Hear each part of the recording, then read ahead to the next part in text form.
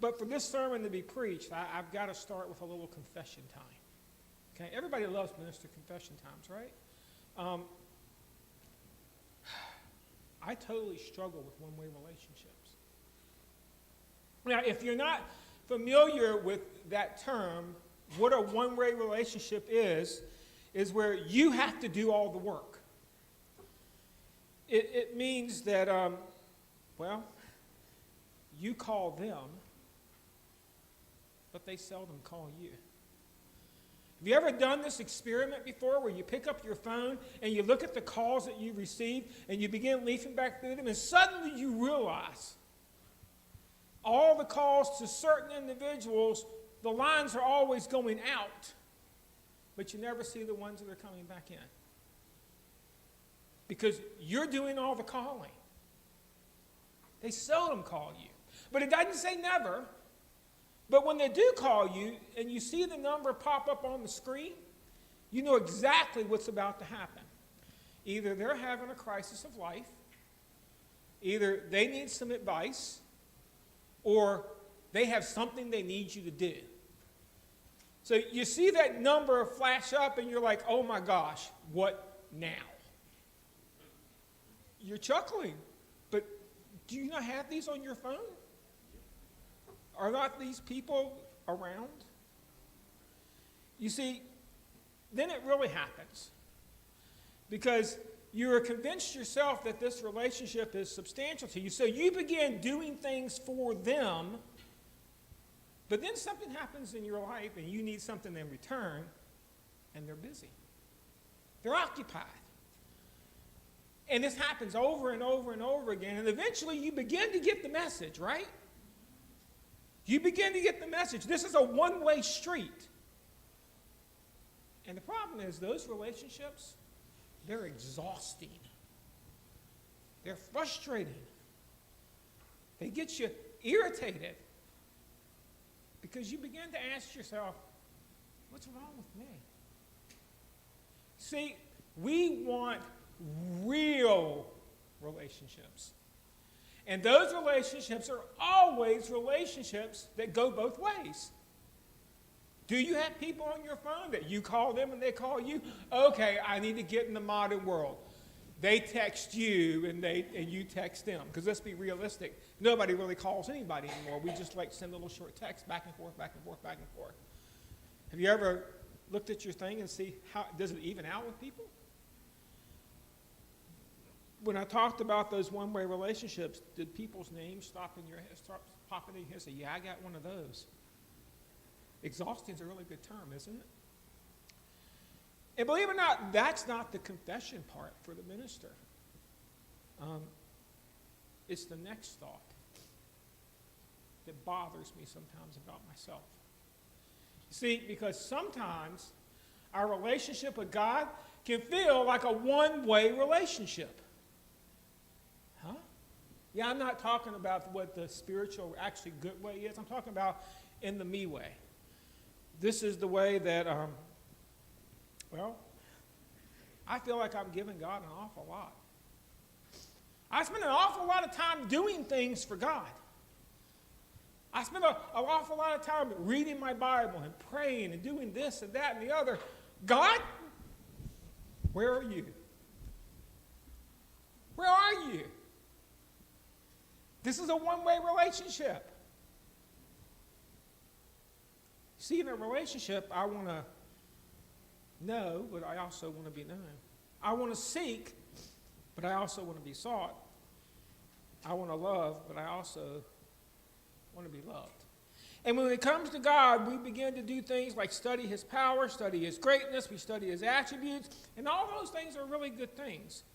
Because God is powerful, God is holy, God is the creator of the universe. But if we're not careful, we can get in all of this cram session for God, that our God begins to become very distant, very far away, very unrelatable. And I feel real bad about this confession moment, except for I am not the only person that has this problem in history. In fact, I know another guy that did. His name was David. Really? David couldn't have had these kind of problems. I mean, this is the man that had such a heart with God, right? David had his issues, but his relationship with God was never one of them. But yet, when we arrive at Psalm 139, David's struggling with the God thing. See, a lot of times we read Psalm 139, and we think this is this little beautiful poetry about how God loves me so much. That's not what Psalm 139 is. It is an individual's quest to ask God, where are you? And then the individual coming to terms with where God is. So hopefully you have made your way to Psalm 139, and we are going to look at David's solution to his one-way God relationship. And the first solution David comes to is being known by God. God knows me because he sees me. We're going to start right there in verses 1 through 6, but I'm not going to necessarily do this one verse at a time because we would be here a very long time. This is a long psalm. A theological word for God sees me always is omniscient. God is all-knowing. But David is not giving us a definition of just God's knowledge. He's showing us something. He's showing us that God's knowledge means he knows me personally. Verse 2 says, you know when I sit and when I rise, you perceive my thoughts from afar. Interesting. The first thing David looks at is God sees my actions. And I think about that thought, and I begin to look at it, and it sounds like another character I know. He sees you when you're sleeping. He knows when you're awake. He knows if you've been bad or good. So be good for goodness sakes. Better watch out. Better not cry. Better not pout. And I'm telling you why. And you know what? This is sometimes how we see God's omnipotent power. He's sitting there waiting for me to make a mistake. He's sitting there trying to look at my life and say, yeah, it's going to happen eventually. And when it does, oh, you're going to get it. You're going to be on the naughty list for so long. But that's not how David is seeing God. See, he is saying God sees because he cares. Now, if you're a parent, you sort of understand this because you annoy your kids when you begin watching their lives, and the older they get, the more annoying you are. And it really isn't until they're about 50 or 60 years old they realize that they were watching my life because they cared about me. And you know why they realize that? Because now they've got their kids. They're growing them to adults, and you know what? They want mom and dad to butt out of their life. But God says, I'm not going to butt out. I care. You have not escaped God's notice just because you can't see him right now. You have not been forgotten. Even things nobody else sees, God sees. And not only does he see it, oh, this scares me. He perceives me from afar. Have you ever had one of those moments, especially in those one-way relationships, and you're exhausted? Man, you hear that thing, or you see that, and you begin to think, if you only knew what I was thinking. Here's the thing. God does. Verse 4 says, before a word is on my tongue, Lord, you know it completely. Before I can even put the vowels together and form my mouth and start wagging my tongue, God knew exactly what I was going to say. Is that scary? That means even if I get ready to say it, I go, God knew exactly what I was about to say. God knew exactly what's going on in my head. And that's a very scary place to live sometimes. And then David continues in verse 5, you hem me in behind and before me. You lay your hand upon me. That word, hem me in, literally translates to surround or build a wall around, to protect. It's like one of that little pack and play we used to have when we used to go on trips and the boys were little, and you could take that thing and put it in the middle of a living room, and you could, okay, for most kids, I had one this did no good for. You could put that person into that pack and play, throw a few toys in there, and they would sit in that thing for hours.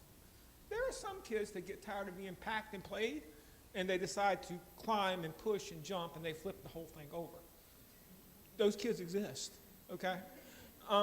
But you have to understand that what God is trying to do when he says he hems us in, he knows us so well, he's actually built a wall around us, but not a wall of isolation. It's a wall of protection. David is saying the God who knows me is the God who surrounds me. God's knowledge is not meant to make us afraid. He's not the boogeyman out to get us. He's God. He knows us. He loves us. God's knowledge is meant to remind us that we are never, ever, ever outside his care. Even when the world's falling apart and you don't have a clue how you're going to put the pieces back together, God says, you know what? I didn't abandon you. As a matter of fact, as David continues in the psalm, it isn't not only that God didn't abandon him, he says, God is near me. Relationships are difficult when they're distant, aren't they? So Deb and I dated for 4 years before we got married, but the last year was kind of different. She was doing her student teaching at Lynchburg College, and I accepted a job with the Mickey Company in Charlottesville, Virginia. That's 81 miles from my apartment doorstep to her doorstep. I still remember exactly how many miles, 81 miles. Our relationship had to change. Instead of seeing each other almost every day, we had to settle for calls, and that was before there were cell phones and free long distance, so it was usually one call a week because the calls cost by the minute. It meant that I came in on the weekends, and then Sunday night I disappeared again for an entire week. Probably a good thing. She was student teaching. She had no time for me. So it worked good, but it complicates your relationship when there's a distance between you. Of course, this isn't a problem for God. David tells us in verse 7, where can I go from your spirit? Where can I flee from your presence? David begins asking these questions. Where can I go that God's not already there? Could I go up to heaven? That's probably a bad place because that's where he lives, right? Could I go to the depths, throw myself down in the ocean? Probably not a good idea for me because I don't swim. Could I travel to the farthest place I could find? That's a big thought, isn't it? I got nowhere I can go. Because the answer is always the same. No matter where I go on this planet, or even if I got in a rocket ship and flew up to the moon, or eventually got my trip to Mars, you understand, I didn't leave God's creation. I didn't leave God's presence. God is everywhere. Now, this is one of those truths. It's easy to say, but honestly, my mind doesn't wrap that far. How can somebody be everywhere at the same time? We have to appreciate God is not limited by location. There is nowhere that you can go that he is absent. Not even your bedroom with the door shut and the lights cut off, and you think, God doesn't see me now. He even sees in the dark. That ain't right. But he even sees in the dark. But as we continue to look at David, David is not writing this as a warning. He's writing it as a comfort. I can't lose myself from God. Okay, I can separate myself from God, but that's more about the sin in my life. But I cannot lose, God does not lose track of me. And that's kind of a comforting thought. Because sometimes we need the presence of God. We need to understand it's not something that we're just trying to escape. I need to experience it. David says, if I arise on the wings of the dawn, if I settle on the farthest seas, even there your hand will, and I love this, guide me. God is the nosy parent. Always seems to know where you are, even though you think they have no clue where you are. Always seems to know you've done something, even when you thought you were really good at covering your tracks. Always willing to be there when nothing seems to be going right. That's being known by God. Even there, your hand will guide me. Your right hand will hold me fast. So we have a two-handed God. Did you ever figure that one out? The left hand is the one he stretches out to say, follow me. And the right hand is the one he reaches and grabs your other hand and says, follow me. Isn't that what your parents did to you when you were a kid? They said, follow me, and when they walked down the grocery store aisle, they turned around, and you're still back there with the bubble gum, they came and grabbed your hand and said, let me explain this to you. Follow me. That's God. That's how God cares about us. Because there are times, let's be honest, life kind of feels dark. It happens. We struggle. There are seasons where you absolutely, positively do not understand what is happening. God, what are you doing? And why are you doing it? And why don't you stop? Lord, I don't get it. There are moments when we cannot see what is ahead. It's too foggy. Too much commotion. Too many things are in my way. But here's the beauty of God. God knows you, and God says, even in the darkness, will not be dark for you. God sees in the dark. I didn't like that when he was peeking in my room, but I sure like it when he's not in my path. God sees you in your darkness and can still guide you, take your hand, and lead you out. Man, that's kind of comforting, don't you think? I'm not living on a one-way street at all. And then I continue to look at this. God knows me because, here's a good one. He made me. Wow. He made me? Yeah, he made you. This is how David looks at this. David now moves from God's knowledge and presence to his absolute power. But David is not focused on God's power by talking about galaxies, oceans, mountains. No. He focuses on himself in verse 13. This is what it says. For you created my inmost being. You knit me together in my mother's womb. David begins describing God like a master craftsman. He knows his work because he designed it. Master craftsmen, they know every single detail about you. Why? Because they made you. They can look at it and they can see their handiwork. They don't even have to put a signature on it. If you've ever been a craftsman, you know. I made that. I see what I did. And then David breaks out into praise because he realizes, I am fearfully and wonderfully made. That's a big moment. Because David isn't just saying, thanks, God. You did a pretty cool job. All the colors go together. Could have used a little more hair that stayed around longer, maybe a little less around the middle. But God, you did a pretty good job. I mean, all the pieces and parts are there, and they work exactly like you intended me to be. He's saying, the God who made me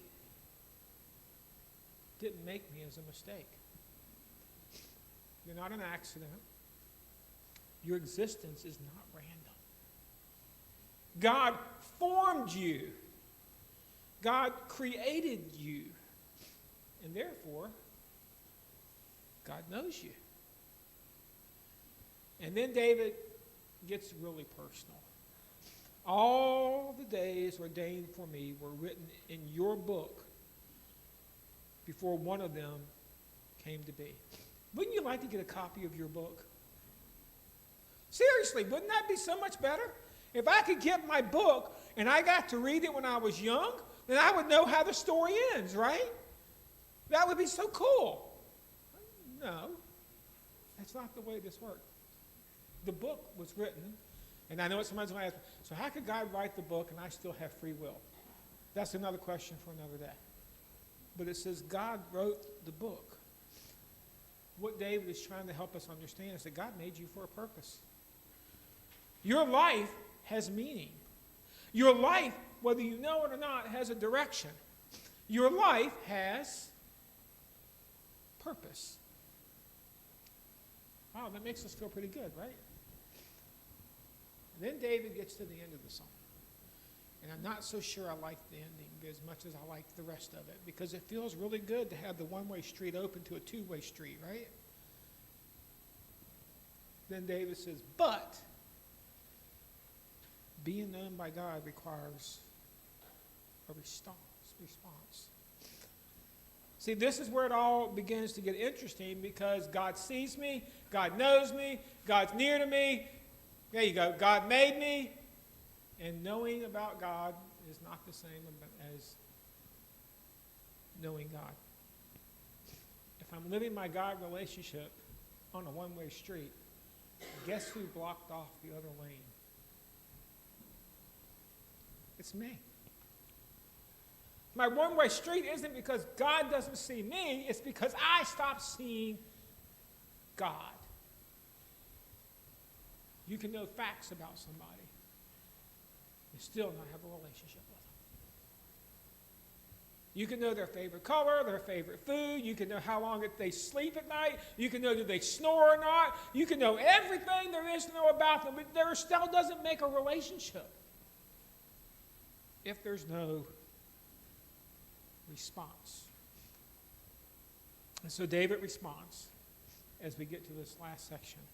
Search me, God, and know my heart. Test me and know my anxious thoughts. Ooh, I don't know if I want to invite God to do that one. Search me, God?